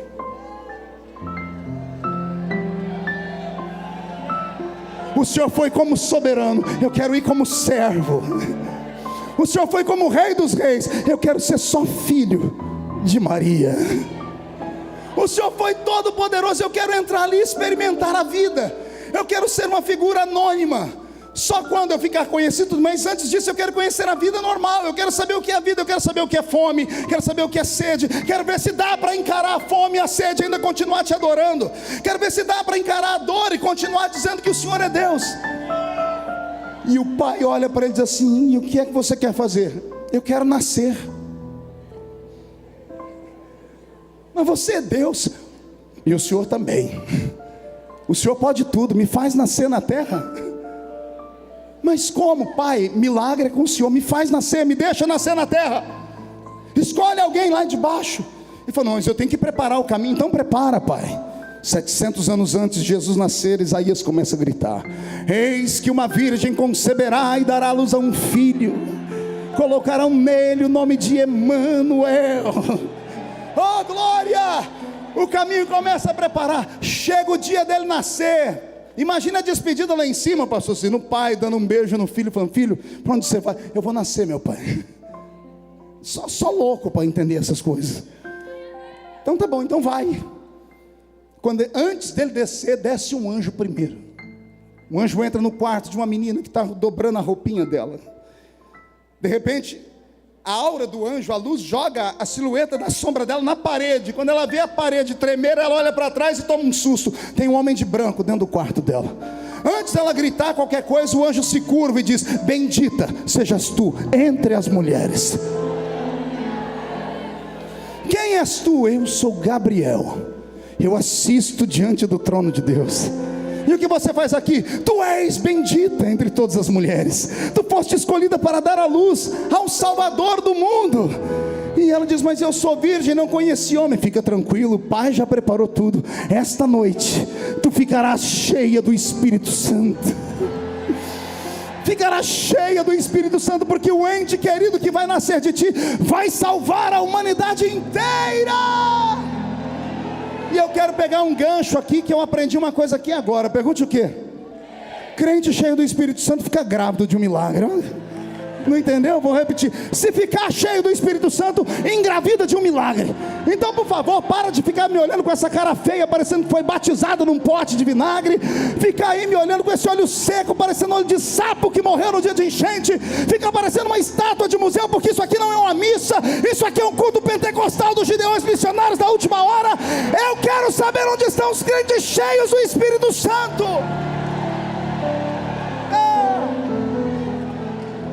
Namastei Andorovas Naradagai Andorovas Suirekai Tarnai Andrevele Suriyama Shadaki Borovas Neriandarabakai Narasuri de Kandaraba Shadakandaraba Suri de Kandaraba Sharabakai. Eis-me aqui, envia-me a mim. E Jesus vem, nasce de Maria, vive nesse mundo desgraçado e maldito. Não havia nele beleza nenhuma para que o desejássemos. Sofrido, experimentado, homem de dores. Aos 30 anos de idade, ele resolve se apresentar para o mundo na festa das bodas de Caná. O mistério começa a acontecer. O ministério começa a crescer. Consegue alguns adeptos que ele chama de escola apostólica. Não escolheu muitos, só 12. E com esses 12 ele virou o mundo de cabeça para baixo. Ele cumpriu todas as leis do homem para que o diabo não tocasse nele. E uma delas é a mais engraçada: vai Deus ser batizado pelo homem. Mas até no batismo as coisas extraordinárias acontecem. Porque o batizador chamava todo mundo de cobra, víbora. E quando ele vê aquele descendo a montanha, ele diz assim: todo mundo aqui é cobra, menos aquele ali, ó. Aquele ali é o Cordeiro de Deus, que tira o pecado do mundo. Ele é batizado por João. João faz uma pregação rápida: esse é aquele que eu falei, eu batizo com água, mas ele batizará com o Espírito Santo e com fogo. Ele tem uma vida como a nossa, mas as últimas 18 horas da sua vida, quantas horas eu disse? É dolorida. Robson, muda a música. 18 horas antes da cruz, ele é testado. E ele entende o peso de ser um ser humano. Eu não sabia que ele cantava. E ele cantou na última noite. Eu não sabia que ele precisava de oração. E na última noite ele chamou todo mundo para orar com ele. Oh, glória. Teve um dia que todo mundo falou: o senhor não vai ensinar nós a orar? Ele disse: vocês não precisam, eu estou aqui. Mas já que vocês insistem, vai lá, vamos soltar um Pai Nosso. E ele ensina uma oração que dá para falar ela em 1 minuto. E aí na noite em que ele precisa de oração, eles vão fazer a oração do Pai Nosso. E quando eles ficam em silêncio, ele grita: vocês não podem orar 1 hora? Só conseguiram orar 1 minuto. Ele chama os amigos para um cantinho, Pedro, Tiago e João, e confabula com eles: gente, eu não estou bem hoje, a minha alma está angustiada até a morte. Oh meu Deus, você consegue entender isso? Você consegue entender isso?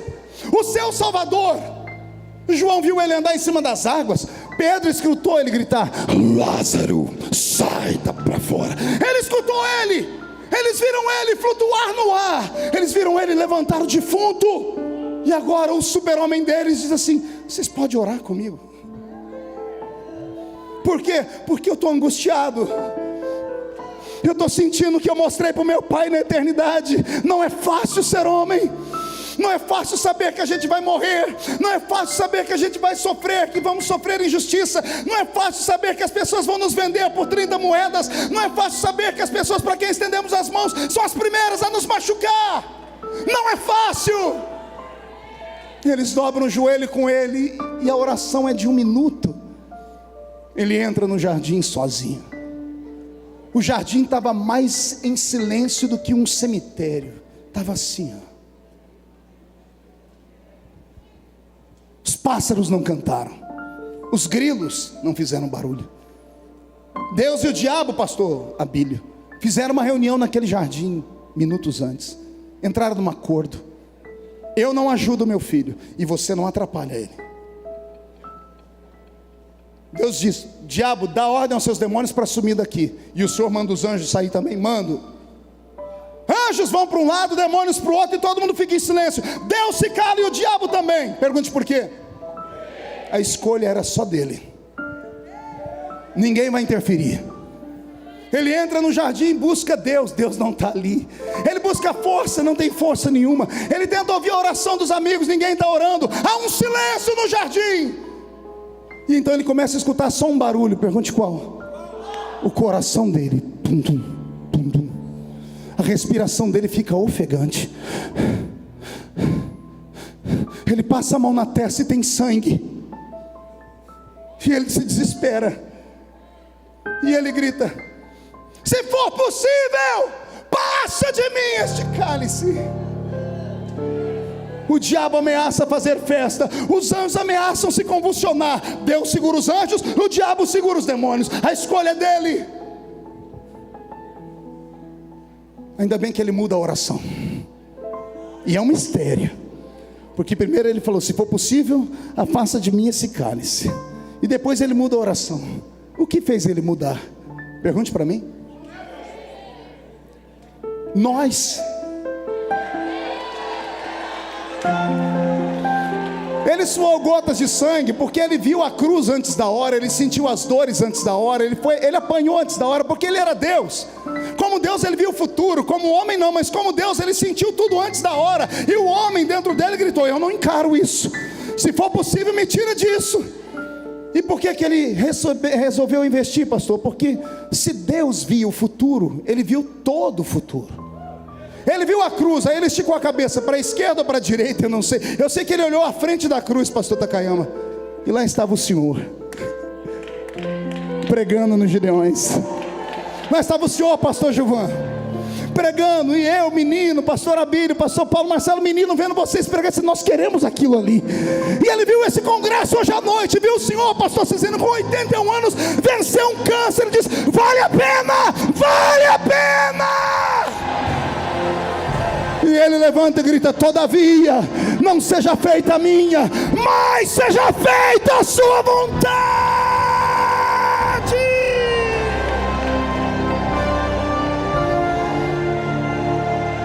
Ele ele se levanta pisando forte no chão. Ele sai do jardim, está todo mundo dormindo, ele vai acordando um por um, Mara, com o pé. Acorda Pedro, Tiago, João, e todo mundo vai dar uma desculpa, nós não conseguimos orar. E ele diz: calma, agora não precisa ninguém orar mais, a carne é fraca, mas pense no espírito que está forte, pense em alguém que está forte, porque o Senhor está forte. Eu vi os Gideões missionários em 2016, eu vi o Abílio pregar, eu vi o Paulo pregar, eu vi o Takayama pregar, eu vi o Vanderlei pregar, eu vi o Gilvan pregar, eu vi o povo se alegrar, eu vi gente falar em línguas, eu vi gente ofertar para a obra missionária, eu vi o Cisino vivo, eu vi, vale a pena, vale a pena. Alguém tem o nome escrito no livro da vida aqui? Toca o cotovelo, o sermão, diga para ele: reage, pelo amor de Deus. Vai, grita, reage nessa noite.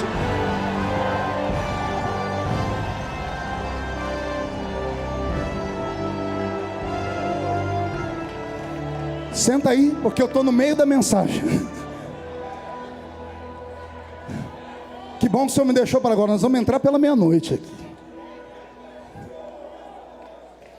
Ele encarou todo mundo. Cuspiram nele, prenderam ele.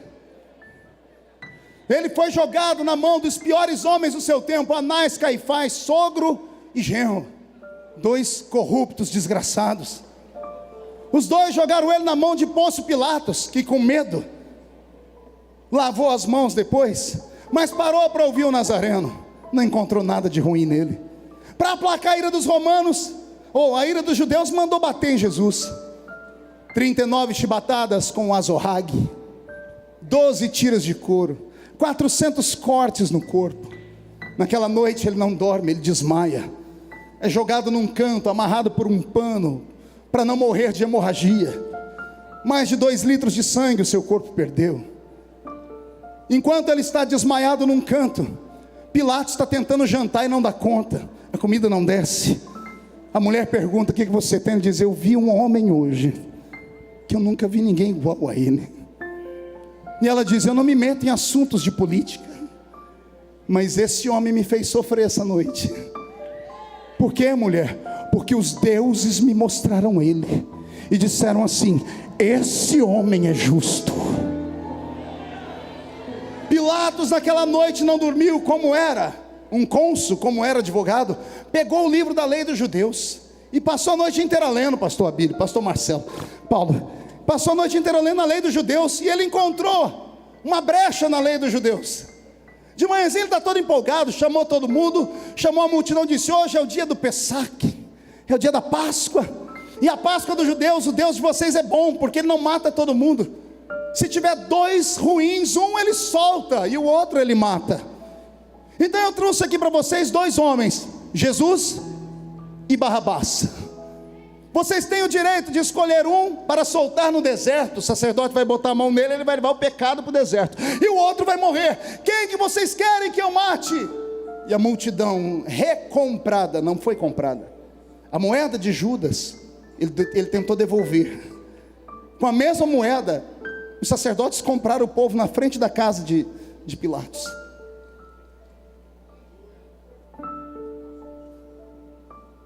O povo com dinheiro na mão olhou e disse: pode soltar Barrabás, crucifique Jesus.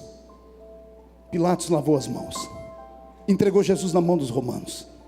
Arrancaram aquele pano que estancava os 400 cortes das suas costas. Jesus sente dores que nenhum de nós jamais teria coragem ou suportaria sentir. Coloca uma coroa de espinhos na cabeça dele e fincam a coroa com um pedaço de madeira. Deixam ele seminu. Colocam nas suas costas o patíbulo da cruz, acham onde as mãos iam ser fincadas e levam ele para o alto do Gólgota. No meio do caminho ele tomba. Aparece um tal de Cirineu, ajuda ele um pouquinho. Ele está morrendo e ensinando: quando sua família te abandonar, nem que seja um estrangeiro, mas eu mando para te ajudar a carregar a cruz, não deixe ela. Estamos no alto do Gólgota e ele já está crucificado entre 2 malfeitores. O malfeitor da esquerda representa a humanidade perdida sem Deus. O da direita, a humanidade perdida que vai se encontrar com Deus. O diabo entra no coração do bandido da esquerda e diz a Jesus: tu não és o Messias? Desce da cruz e tira a gente também. Essa dor foi a pior de todas, pior do que os cravos, pior do que as chibatadas. Porque essa é a dor de ele ter ouvido o homem por quem ele estava morrendo dizer para ele que Jesus não valia nada. Quando Deus vê isso, Deus diz: você entrou ali, diabo, eu não deixo o jogo desigual. Espírito Santo, entra no outro, do outro lado lá. Não entendeu? O diabo entrou no da esquerda, o Espírito Santo entrou no da direita. O da direita começou a brigar com o outro, mas para ver o outro ele tinha que esticar o pescoço, porque Jesus estava no meio. Ele disse: ô infeliz, você não vale nada e eu também não, mas esse que está aqui, ele não fez nada. Só que quando ele olhou para Jesus, ele viu o presente que Pilatos deu para Jesus em cima da cabeça dele: Rei dos Judeus. O bandido começou a gritar: ô rei.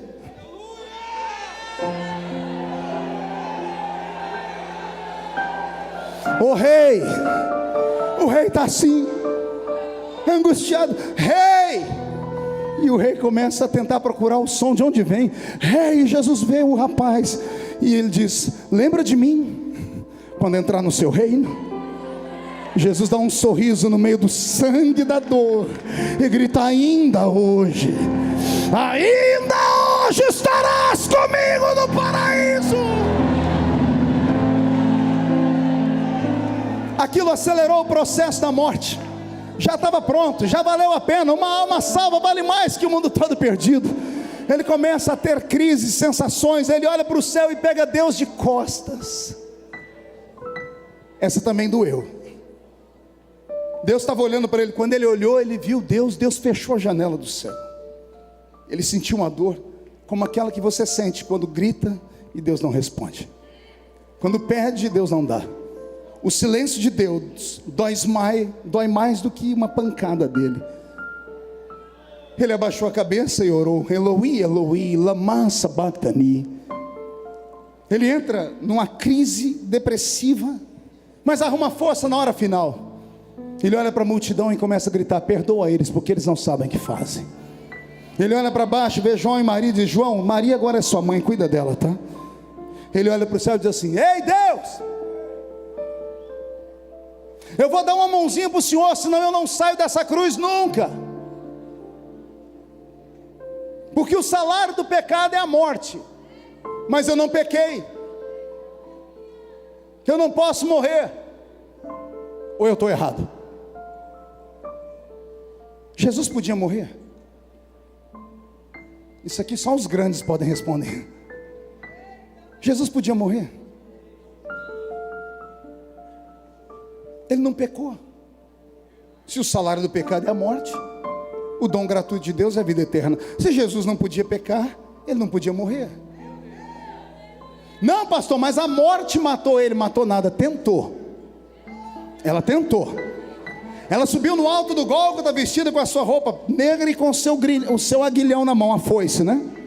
Ela olhou Jesus e falou: é hoje que eu acabo com ele. Só que quando chegou perto, ela tomou um susto. Pergunte por quê? Jesus não era só homem, era Deus. Homem morre, Deus não morre. O homem estava assim, pastor Abílio.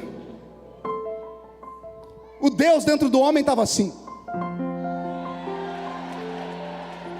Não entendeu? Jesus estava assim, mas o Cristo dentro dele estava assim.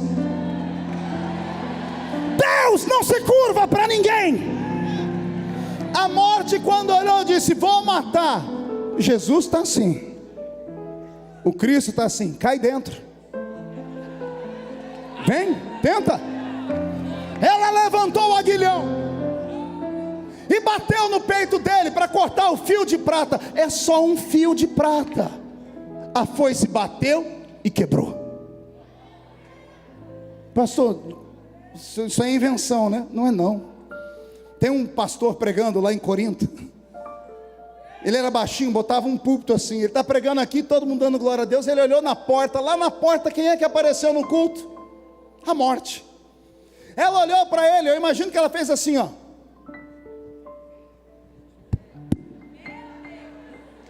Veio uma de pastor Abílio agora. Você, depois do culto, eu te mato. Qualquer um fugiria. Só que Paulo olhou para... E olha que ele tinha problema nas vistas. Ele falou com os irmãos de Gálatas: vocês me montando que se pudessem dariam seus olhos para mim. Ele olhou direito para encarar como o míope faz. Ao invés de ter medo, ele começou a rir. e emendou uma pregação, pastor Cisino. Ele parou de pregar e falou assim: ô morte, ô morte, onde está o teu aguilhão, ó morte? Cadê a sua foice, morte? Travada foi a batalha na cruz, e a vitória foi dele. Ela perdeu a foice. Senta aí. Ele está na cruz. A morte não deu conta. O senhor está vendo, pai? A morte não pode me levar. Eu só saio daqui se a gente fizer um negócio. Que negócio, filho? Eles merecem morrer porque pecaram. Eu mereço viver porque não pequei. Eu quero trocar de lugar com eles. Como assim? Eu morro para eles terem vida. Eu morro para mostrar que é possível nascer homem na terra e morar no céu. Eu morro, mas eles vão ter vida. Deus aceitou o negócio. Aí Jesus se preparou, olhou e disse assim: consumado está, nas suas mãos. Você entendeu o recado ou não? A morte estava ali perto. O diabo estava ali, queriam pegar o espírito dele e disse: nas suas mãos, não é na de vocês, nas suas mãos eu entrego, ninguém tira, ninguém toma, eu entrego de bom grado. Pode escrever: eu estou dando, escreve aí, põe no livro da vida, põe no testamento: eu dou a minha vida por eles, eles vão nascer e vão morar no céu. E tendo dito isto, ele expirou. Expirar é isso aqui, ó. Pergunte para mim, por que ele expirou, pastor? Ele precisava liberar quem estava dentro dele. Quem estava dentro dele, pastor Takayama? O Cristo. Quando ele fez assim, o Cristo saiu, o Jesus pendeu a cabeça. Digo eu, não a Bíblia. O Cristo olhou para baixo e disse: daqui 3 dias eu volto para te pegar. Fica tranquilo que a gente não se separa nunca mais. Nunca mais. Levaram o corpo dele para a tumba, pastor Cisino. E cadê o Espírito de Jesus? Desespero no inferno. O diabo nunca mais dormiu. A morte está lá conversando com ele: ó, todo o espírito vem para cá. O dele sumiu. Cadê o homem? Ninguém sabe. Daqui a pouco ele aparece lá dentro, lá no antro do Oco do Bambu. Está lá Zé Pilintra, Zé Piranta, Exu Caveira, Tranca-Rua, Preto Velho, Nega Velha, Pombagira, está todo mundo lá. Ele chega, não fala nada não, só estica a mão.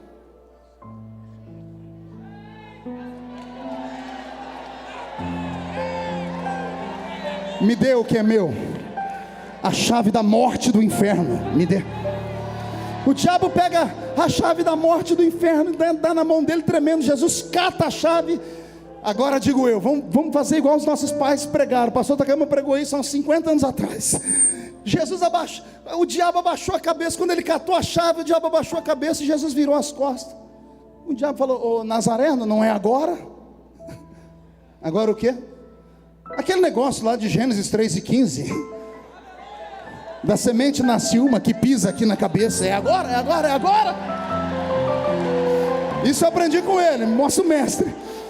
Jesus deve ter olhado, dado um ar de riso assim: olha, poderia, mas por enquanto fica assim. Ele sai rodando a chave no dedo e ele sai gritando: por enquanto fica assim, mas em breve o quê? Em breve o Deus de paz esmagará Satanás debaixo dos nossos pés. Dos nossos pés.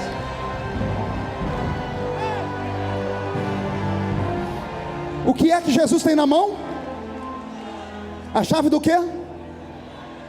A chave do quê? A chave do quê? São alegorias. Jesus tem uma missão antes de ressuscitar, pastor Cisino. Isso aqui falta ensinamento nas escolas dominicais. Todos os homens que morreram antes de Jesus não tiveram a chance que todos os homens que nasceram depois de Jesus tiveram, que é a salvação eterna. Era preciso Jesus consertar, colocar um peso nessa balança, Por isso ele tem na mão a chave da morte e do inferno. A chave da morte representa o seio de Abraão, e a chave do inferno representa o Sheol. Com a chave da morte e do inferno ele desce nas regiões mais baixas. Está escrito na palavra. E ele traz consigo um cativo cativeiro. Jesus pregou o evangelho aos mortos. Ele entrou no Sheol e entrou no seio de Abraão e se apresentou como ele era. Os que creram nele, teve uns que acreditaram tanto que não saíram só dali, já saíram da tumba lá na terra. Porque diz a Bíblia que quando Jesus morreu, foi visto o corpo dos santos andando pela cidade toda. Jesus pregou o evangelho a todos eles. E depois que ele pregou o evangelho a todos eles, é hora de ressuscitar. É domingo de manhã. Oh glória. 6 mulheres estão se aproximando da tumba, tristes, acabrunhadas. De repente, elas chegam perto da tumba, a pedra está rolada para um canto, e 2 meninos de branco aparecem, 2 varões de branco. Antes delas fugirem, eles gritam: por que procurais entre os mortos aquele que vive? Ele não está mais aqui, ele já ressuscitou. Elas saem dali e vão contar para os discípulos o que aconteceram. E ele falou que ia se encontrar com eles. E então começa uma série de encontros de Jesus com os seus discípulos, com aqueles que creram nele. Num período de 40 dias ele apareceu a 500 pessoas e marcou um ponto de encontro com eles em Atos capítulo 1. Em Atos capítulo 1, Jesus marcou um encontro com eles, por isso que tinha uma multidão ali ouvindo ele pregar. Só que eles estavam tão atônitos que a pregação dele não fazia sentido. Teve uma hora que Jesus parou de pregar e falou para eles: o que vocês querem saber alguma coisa antes de eu ir embora? Gente, se você vê Jesus ressuscitado, você ia perguntar o quê? Eu ia perguntar como é que é do outro lado. Eles estavam tão atônitos que um deles perguntou: é agora que o Senhor vai livrar Israel da mão dos romanos? Ele disse: essas coisas meu pai reservou para ele. Já vi que vocês não estão atentos ao que eu estou falando. Então faz o seguinte: saiam daqui, fiquem em Jerusalém, até que do alto vocês sejam revestidos de poder. E ele começou a flutuar no ar. Veio uma nuvem e ocultou ele. Os anjos que estavam subindo com ele, os mesmos 2 da tumba, vieram para escoltar ele. Quando eles olharam para baixo, viu todo mundo em estado catatônico. Os anjos resolveram voltar para acordar os homens. Tocou no ombro deles e disse: varões galileus, por que estáis olhando para o céu? Do jeito que ele foi, qualquer dia desses, ele vai voltar. O Senhor Jesus é arrebatado aos céus. Ele é arrebatado aonde? Temos um problema, pergunte qual? Ele arrastou para o céu o corpo dele, de carne e osso, sem sangue.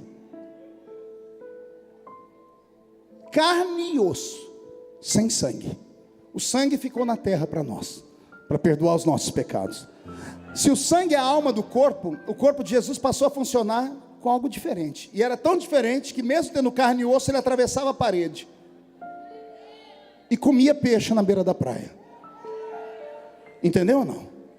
Ele não está glorificado ainda, ele está ressuscitado. Maria foi tocar a mão nele, ele disse: não me toque, porque eu ainda não fui glorificado. Ele estava num corpo de carne e osso, sem sangue.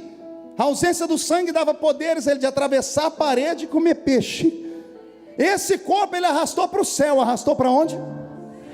Temos um problema, pergunte qual? O homem não pode entrar no céu. Meu espírito não estará mais com o homem.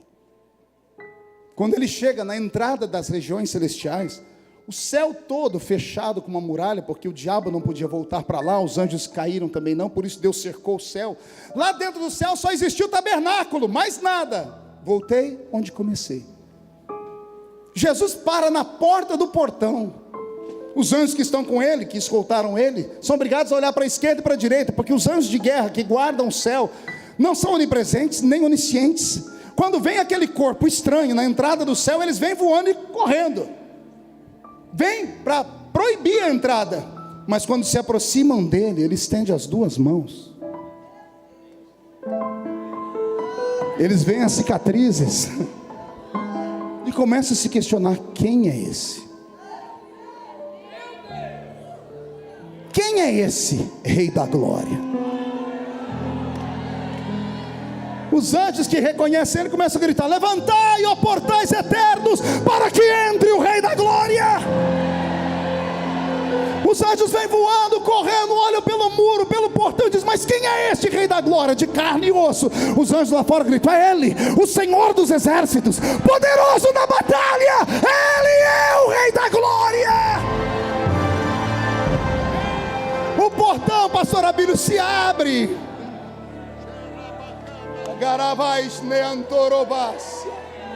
O portão se abre. Respira fundo. Um homem nascido de mulher pisa com os pés de carne no céu. Quando Jesus pisa no céu, o céu inteiro treme. E ele grita: é possível nascer homem na terra e vir morar no céu. É possível. Estou com meu corpo todo arrepiado. Agora que ele já cumpriu a lei, respira fundo aí. Coisa de filme. O corpo humano dele flutua. O corpo humano dele cresce. Os cabelos castanhos vão ficando branco da raiz para trás. Os olhos castanhos vão tomando cor de fogo. Os pés furados vão dando lugar para um latão que saíra da fornalha. A roupa da terra é transformada em linho do céu. Um cinturão de ouro traça o peito dele. Abre a boca e grita: o rei voltou. O rei está de volta.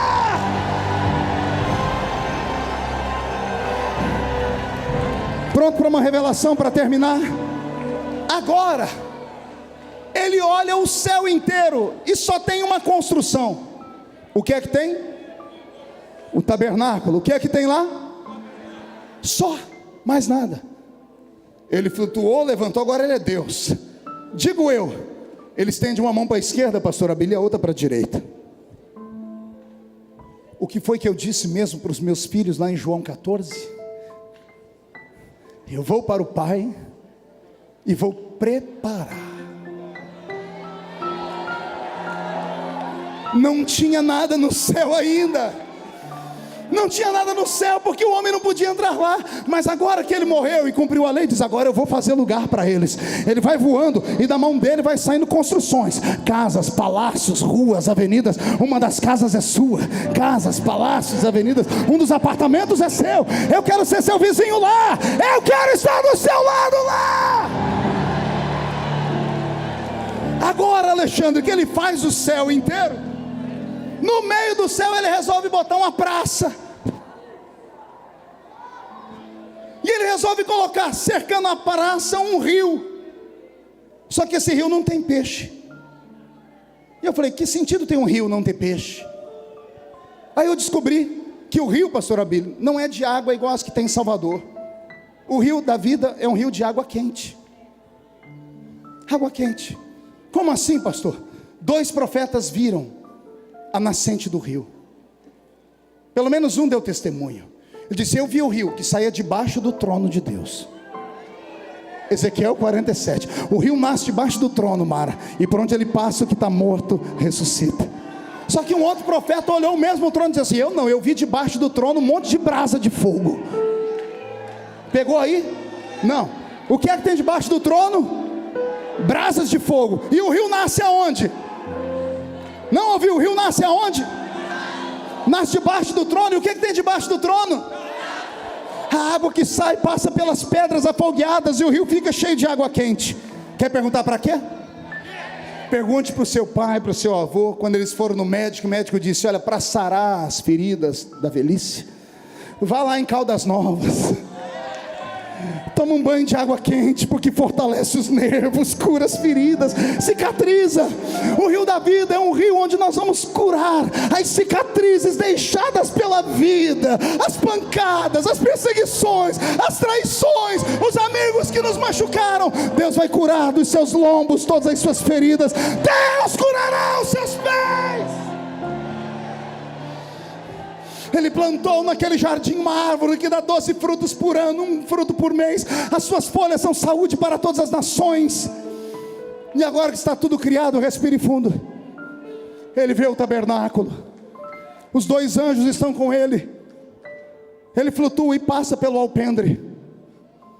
Ele passa pelo átrio. Quando ele chega no lugar santo, o anjo vai abrir a porta. Um abre a porta e o outro, quando olha lá dentro, vê um homem chorando.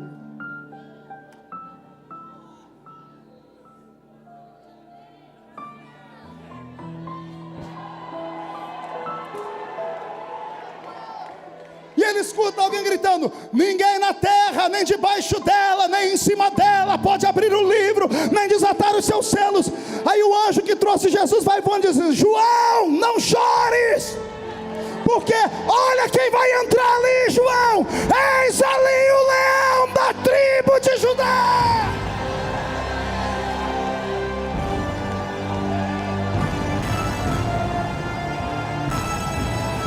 Pastor Elaine de Jesus, quero um terremoto aqui agora.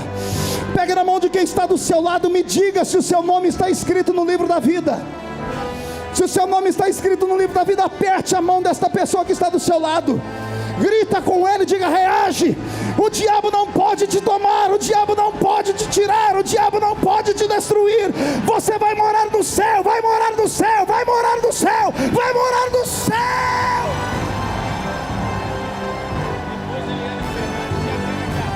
Vou chamar as pessoas.